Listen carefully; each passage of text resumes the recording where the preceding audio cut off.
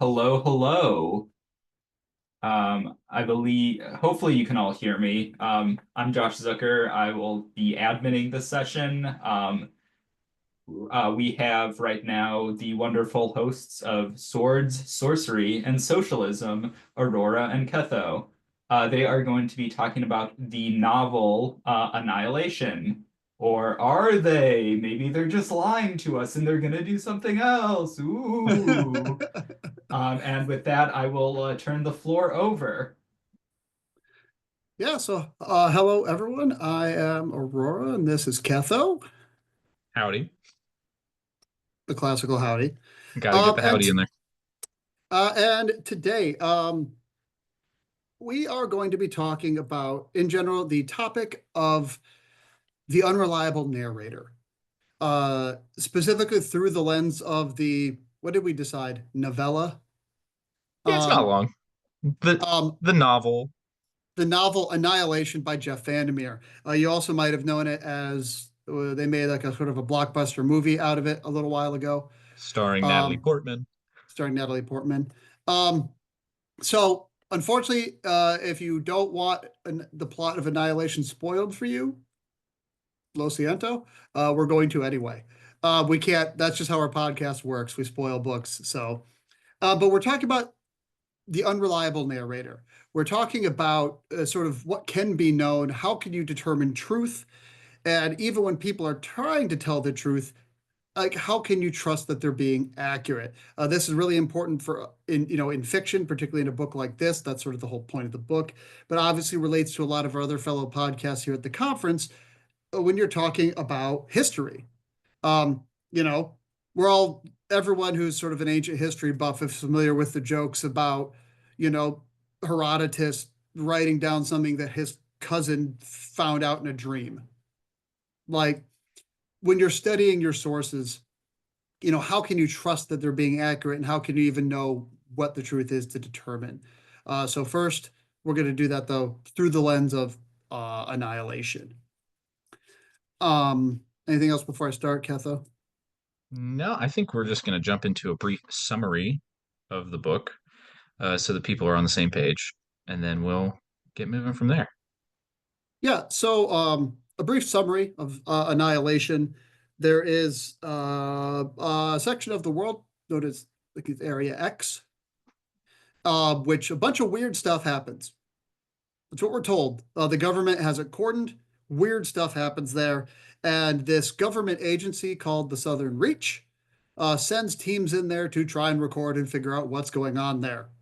Um, the book is written from the perspective of one of the team members, the biologist, who everyone goes simply by their job title. There's no names. Um, it's written in the form of journal entries from the biologist. And so the biologist is part of a four-person team that is sent into Area X they're told they're the 12th expedition. They're going to go in and figure out what's going on. As they discover some weird stuff, including sort of an inverted tower that goes down into the ground full of weird writing and a bunch of other really eerie and sort of cosmic horror type stuff. There's weird. The animals are weird. The trees are weird. It's all very unexplainable. I know weird is a real descriptive word. I'm sorry. Uh, But you find out throughout the series of these journal entries from the biologist, as you find out what's going wrong, what's happening to team members, somebody dies, somebody betrays the party. You start finding out like the history of Area X and the history of all these other teams that have gone in. At the end, you find out that there have been more than a dozen teams. We're talking maybe hundreds of teams have been sent in, and they've all died. Um, and you have like a whole repertoire of journals of all these former teams of what's happening and what's going on. And you find out a number of really important things. You find out that throughout this entire book, everything you've been told from what Area X is, what the job of the party is, and even what the narrator, the biologist, is telling you, you find out near the end that almost none of it is true. Maybe. you find out the key that the Southern Reach has been lying to the biologist about what Area X is and how many parties have gone in. The party leader, the psychologist, Psychologist, yes. has been lying to the rest of the party the whole time about the mission they were given. But you find out also that the Southern Reach lied to the psychologist about what they were supposed to be doing. And then you find out also that the events that the biologist is recording might not be the accurate reflection of what happened to her because her mind has been altered. Early on in the story, her mind gets altered, and you're not sure that it happened until she tells you later that it happened. And so then you're forced to reconsider every single thing she's told you throughout the narrative up to that point. Every event that she's recounted to you, which she tells you she was doing her best to tell you true, you maybe it wasn't. When she says that her teammate, shot a gun at her for no reason, when the first, as you read through, you're like, wow, that's crazy. Why would they betray her like that? And then a chapter later, she's like, yeah, okay, maybe I was glowing by that point. Maybe I'd sprouted an extra limb. I just didn't know it then, or I just didn't tell you I'm sorry. And so you're forced by the end of the book to reckon with the fact that every single plot point you've been told up to the end this might not be what actually happened to any of the characters. I think throughout, especially as a fiction-based podcast, that it is unusual to come across fiction, especially fantasy, that's as nebulous as this, and as not pin downable, I guess would be the word here. Um, but at the end of the day, it's important to remember that this is more accurate to how actual historical writing works. Um, we kind of get lured into this belief through media and other things that events are hard facts, that they are as they are. Um, but in reality, it's always a mess of competing viewpoints, unreliable narrators, and things like that. So you end up in a position where what can you know? What can you believe? And how do you figure out what's the truth when everything you're being told is potentially a lie? Either admittedly a lie, or the the person writing the account doesn't know they're lying to you. And that to me is what lies at the heart of Annihilation, is that the biologist says from the start, I'm going to do everything in my power to give you an accurate accounting of events. That is her intent going in, is she's a scientist. You get lots of flashbacks into her earlier life where, it's all about how she tried to be accurate and scientific and observant.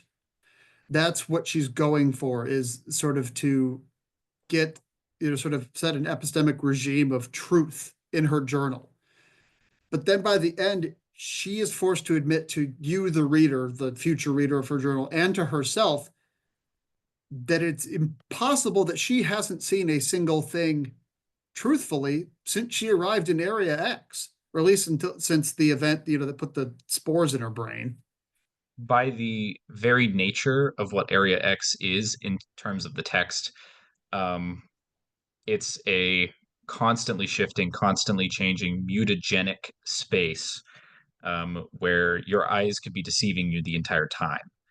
And I think there's an interesting parallel there to how people perceive real world events. Mm-hmm. Just because you as an individual never have the full scope of what's going on in any particular situation. So you can only write what you know.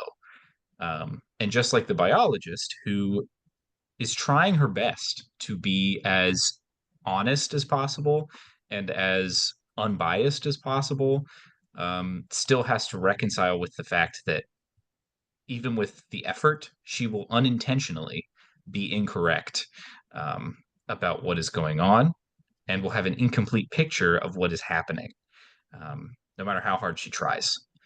Um, And connecting it to what you said before, when we read a book, particularly fantasy or sci-fi, we expect sort of what we're getting from the author to be a true event. It like within the confines, within, the narrative structure of the book, we expect to be told what's happening sort of truthfully, more or less. It's this reason this book is an outlier is because they tell you, yeah, no, you can't know. You can't know what happened. The author in his head might know what was actually happening in Area X, but you can't because you're not him.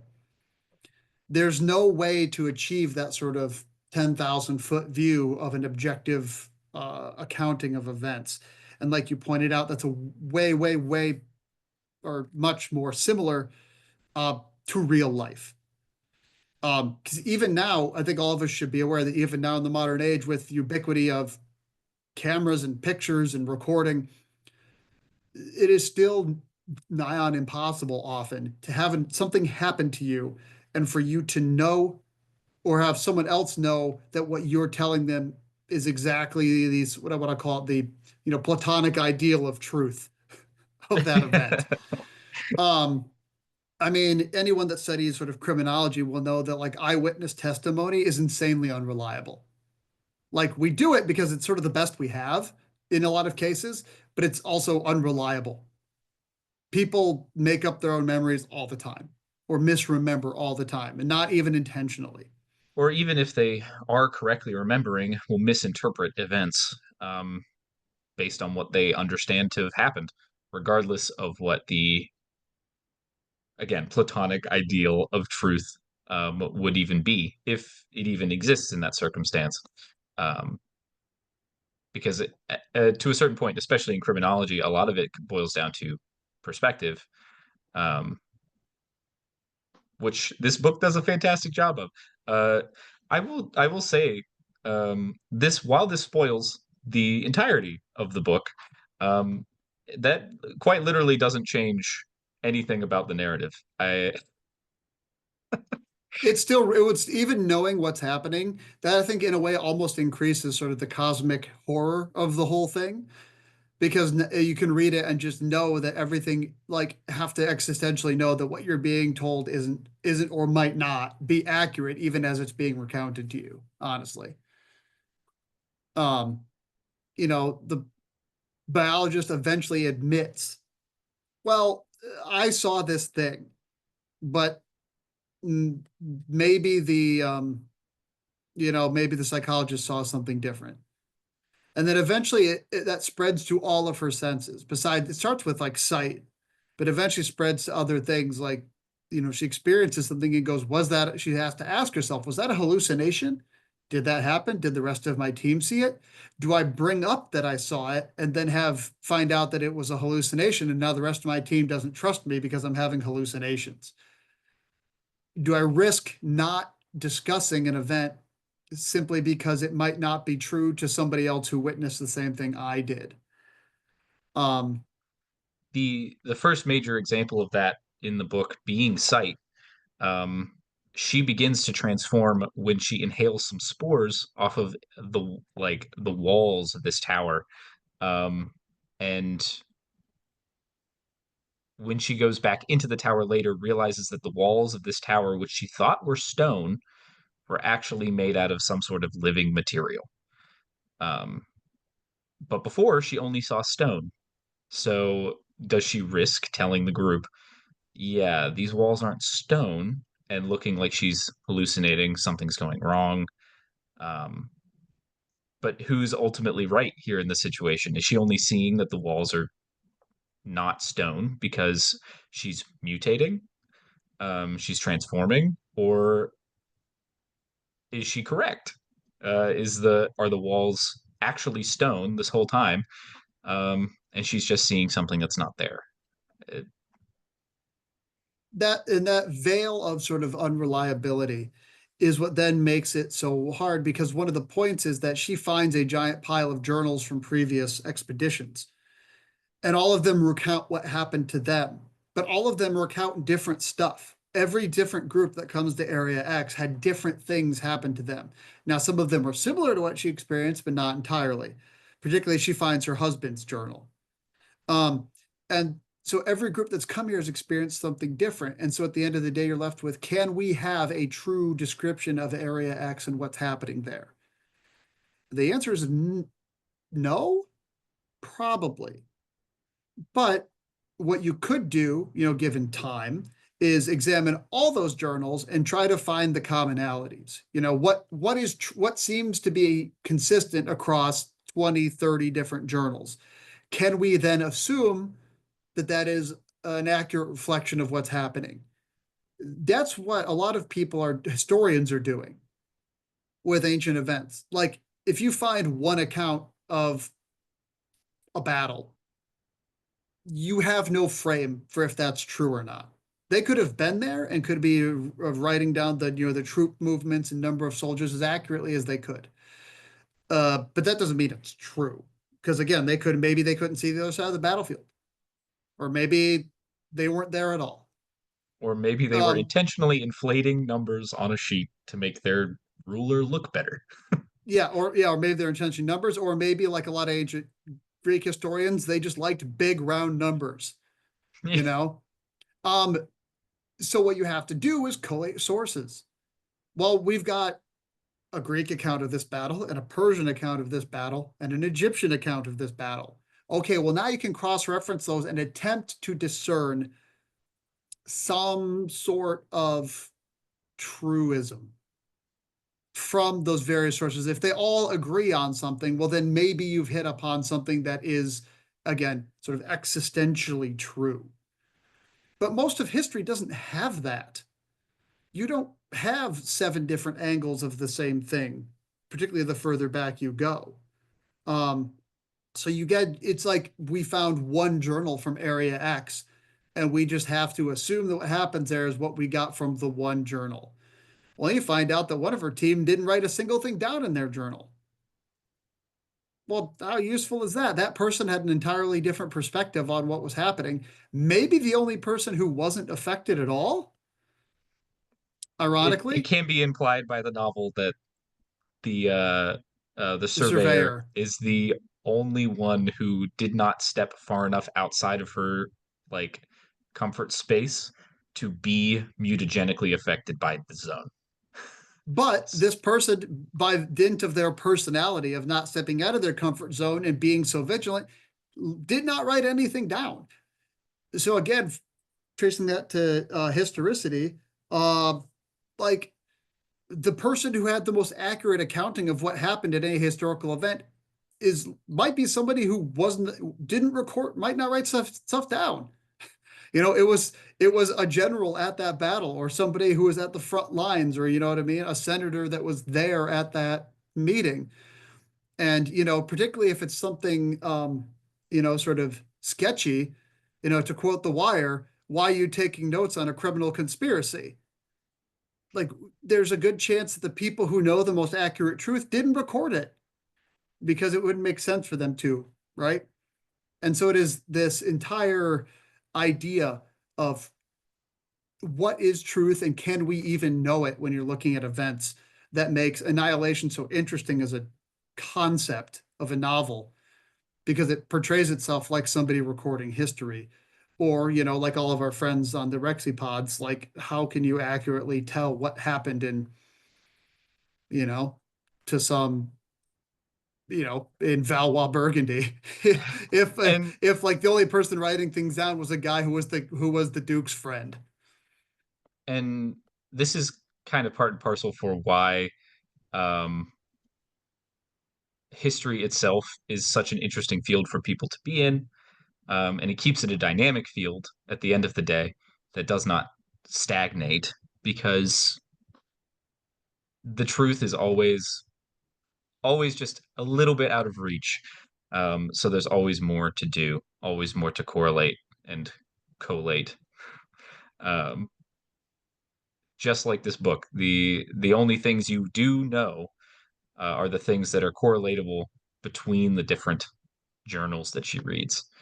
Which that being that this um, the Southern Reach is lying to you, and that the zone has mutagenic properties. That's ultimately what you get.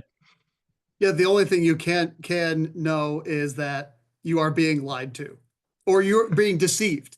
Because the way Area X deceives your senses, it's not like it's lying to you. It's it's just not a thing that you can perceive accurately. Um, it's now the Southern Reach is lying to you on purpose. The government is lying to you on purpose. The psychologist in charge of your crew is lying to you on purpose.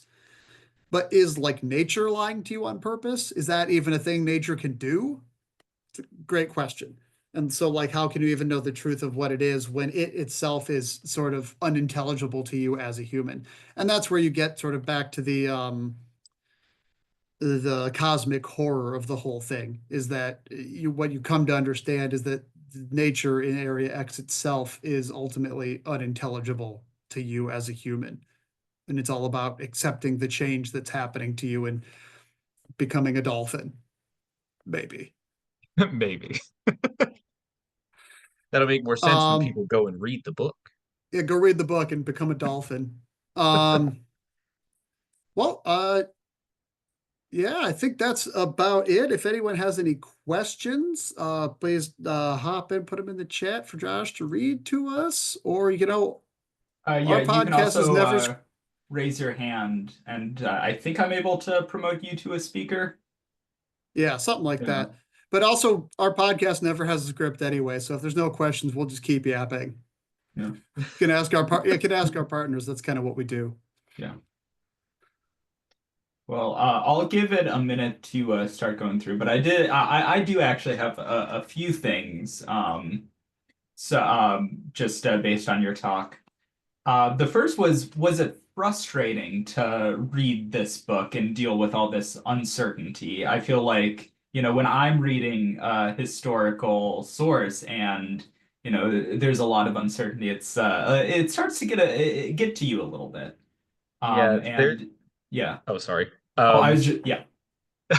There's and this is something that we mentioned. We did a full episode on this book just a few months ago, and uh the entire time we were debating whether or not the book was frustrating or fantastic, and we couldn't tell.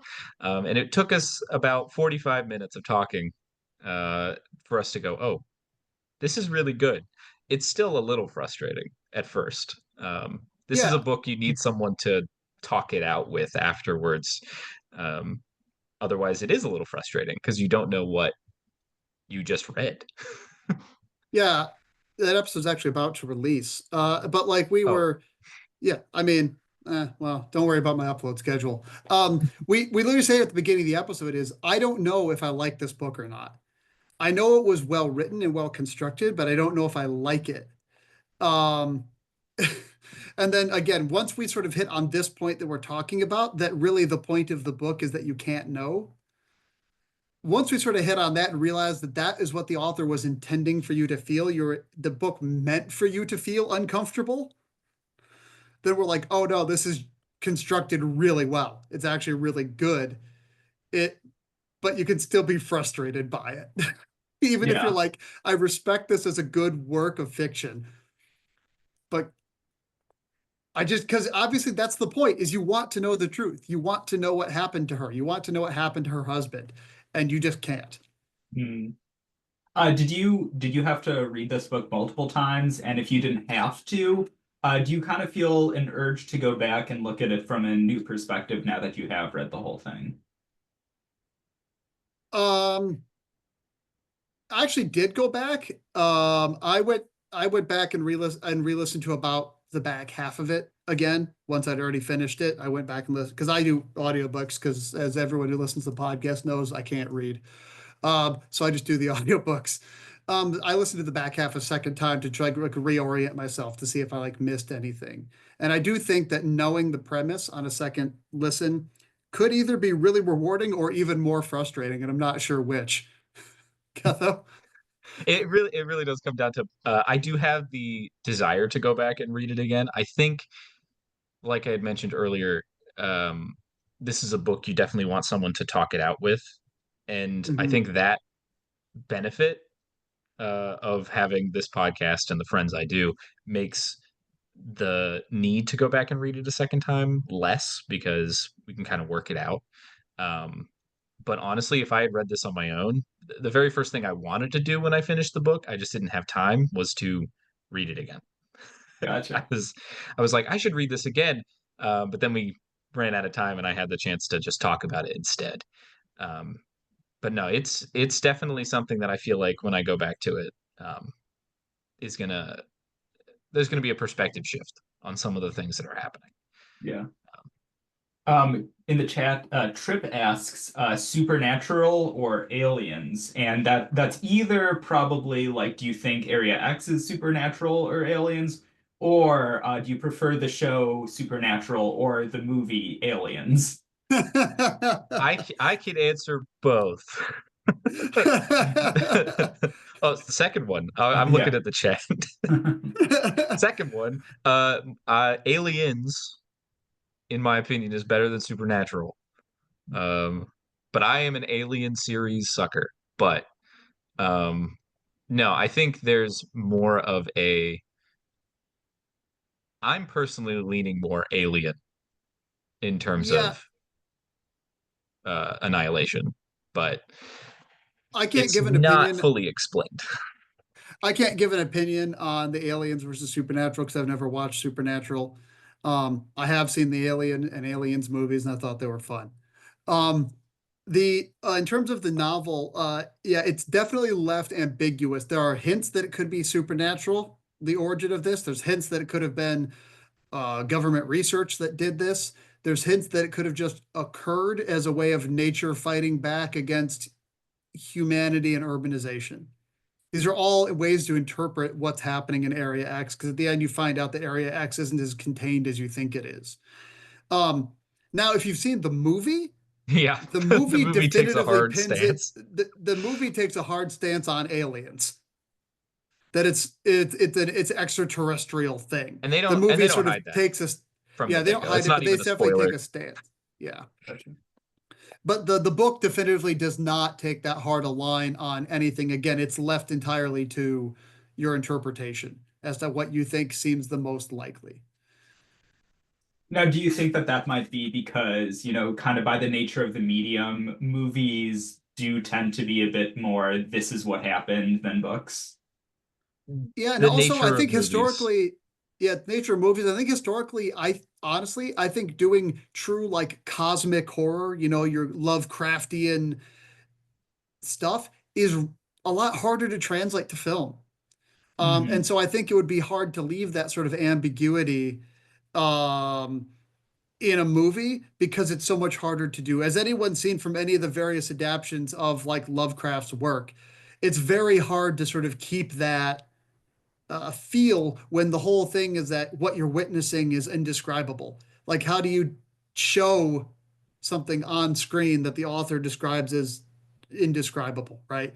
So I think it makes sense, Phil, like from a film perspective, to take a hard stance and make it aliens because it's actually something you can find a way to depict. That makes sense. Yeah, I mean, Yeah. I'm a Star Trek fan, and I always like to say that the more times you show the Borg, the less scary they become. Hmm. Yeah, You know, this is very true. It's Doctor Who had a similar thing going on with the Daleks for a long time, where or people were the like, angels. yeah, Yep. it's like the first episode that they were in, great, very cool. Then they would just keep coming back, and you're like, now you're defining a lot about Yeah, these things. Um, and it's just making it less. They just become an enemy that someone is inevitably going to beat, um, as opposed to a genuine, terrifying thing that is Well, undescribable. quickly referencing back to the previous question about supernatural or aliens. In the Alien franchise, the first Alien movie is a horror film about a monster that's really sneaky and scary. You only see in full a couple times. By the time you get to the second movie, Aliens, they're everywhere, and it's not a horror movie anymore. It's an action movie. Yeah, it's an action thriller. Like, Yeah, it's it's an like action this. thriller. It's something entirely different because the terror of the monster isn't the unknown and the scary murder and the vents. It's like there's a bunch of beasts trying to rip my head off. So yeah. I think that's sort of answered that question. I don't know if you saw it, but I know we're probably running out of time, I I believe we assume. have 10 more minutes. I I say think. we Let me should have check about the 10 more schedule minutes. real quick. Yeah, 10 Oh, okay. minutes. Okay, because I did see that Trevor in the chat asked for Yes. recommendations. Did you just want general recommendations, Trevor, for just books in general, or do you want more stuff that's like in the vein of Annihilation? Because that's kind Yeah. of two different things, I suppose. Um, Yeah. Also, Trevor says Supernatural gets over this problem by jumping increasingly bigger sharks every couple of seasons. Yeah, I mean, once you've been to like Yeah. Super Hell or whatever, like whatever they do to the Winchesters, like there's only so much you can do. For recommendations, Ketho, do you have any recommendations off the hand?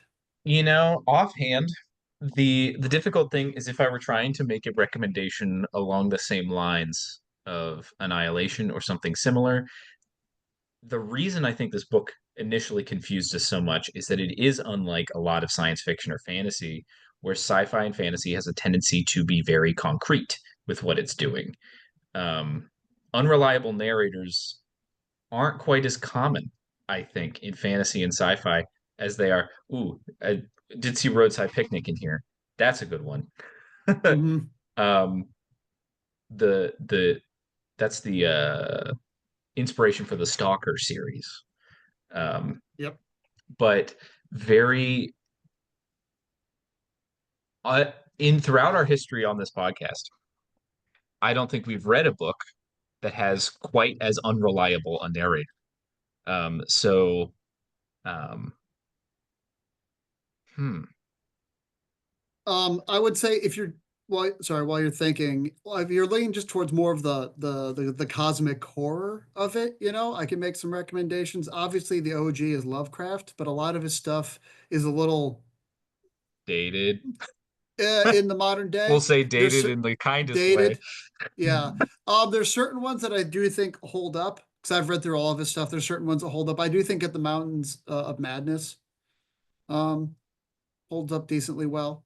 Or Color Out of Space, like I think holds up decently well. They have a bit less of the exceedingly problematic stuff that Lovecraft tends to cover from time to time. Um, you know. It's just funny because cosmic horror. This is, I think, the first time we covered cosmic horror on the pod, and Mhm. um, it's a genre that I feel like doesn't get a lot of attention, in part because Lovecraft is such a problematic person, that it can be hard to find things in cosmic horror that aren't. There's kind of a pall over top of the entire genre just simply because of him. Um, I think you can get pieces of cosmic horror in other media. I think a lot of sci-fi tends to have like stuff that's cosmic horror adjacent, particularly when you're dealing with like extraterrestrials because they are sort of incomprehensible. Like some certain parts of the Expanse series can kind of get that way. Um, I mean, even if to quote to not a book, but another sci-fi work that's a favorite of ours. Um, if you've ever played the Mass Effect games, the very first Mass Effect, the way they introduced the Reapers with Sovereign is a very like alluding to a very cosmic horror type of we are unknowable, we are all powerful, you exist because we allow you to type of thing. So I think it's harder to recommend like fully cosmic stuff and more like you can read sci-fi that like samples from it and like flavors from it in that sort of way. Fantasy never really does. You don't really get any sort of cosmic nonsense in fantasy in the same way. I'm sure there is like plenty out there. I just certainly haven't come across it. Yeah, I don't know it. You can come across it somewhat ironically in like The Color of Magic. Yeah. But there is a Cthulhu-like entity in The Color of Magic, which I think is funny. But it's Terry Pratchett, so of course it's funneled through a lens of incredible uh, humor, as opposed to any sort of cosmic horror or unreliability. Um, though now I think about it, Rincewind is a pretty unreliable guy as far as the Yeah, narrator is concerned. Rincewind as a narrator is unreliable. So that's actually He maybe that's calls worth a he shout. calls Two Flower because his name is Billy, by Lily. Mm. Um, and but you never learn that because Rincewind never tells you. Now, I have one more question, and I'm a bit curious if you two think that what the author had in his mind really matters all that much. Oh, Do you death of think, the author. yeah, do you think that even if he knows like the real cause of Area X, do you think that that means that that's what Area X is? Like, I'm sure both of you have your own ideas about what's causing it, and is it does it matter what the author says when the narration is just so reliable, anyways? Uh, this is actually a common criticism that we've seen online Mhm. of the rest of the Southern Reach series. Because he Um, wrote more books following this one. Gotcha. so And it yeah. the part of the deal with cosmic horror is you really can't explain. Once you do explain, regardless of whether he has this image in his head of what it is, um, once you explain it, the mystery's gone. And then so is the tension, so is the drama, so is the curiosity disappears. Mhm. And I'm not able to speak on the other books. Um, I think just by nature of writing more books in the same setting, you end up elucidating more information, regardless of whether you wanted to or not, um, which can have a negative effect. So I would say Yeah, that if ultimately it doesn't really matter what the author has like locked as the thing, because reading this book on its own, um, if the later books actually go into descriptions as to where this area came from, I think that would somehow make this book less interesting as opposed mhm. to more. So, And you will see, we just looked to see if there were more books, and we saw some reviews, and that's where we saw people complaining that in the later books he does explain stuff, and you Gotcha. get explanations for how it works, and people didn't like that because, as Ketho just said, that sort of ruins. It's again, the horror is the unknown. So as soon as that's known, well then, well, is Annihilation as good anymore when you can retroactively go, oh, I know it was X, Yeah. I know it was this insert thing here the whole time. Well, then the whole ambiguity, the terror, the tension that builds. Because what that book does really well is it slowly raises the tension throughout the entire novel. And if you already know in retrospect, you know why what was happening, then to me that does sort of make it worse. With all, I don't think that applies to every book, but I think it particularly does to cosmic horror and to things that rely on mystery. Yeah. Obviously our podcast is sort of dials in a lot to what message is this book conveying, and did the author intend to convey that message? That's a lot of what we talk about.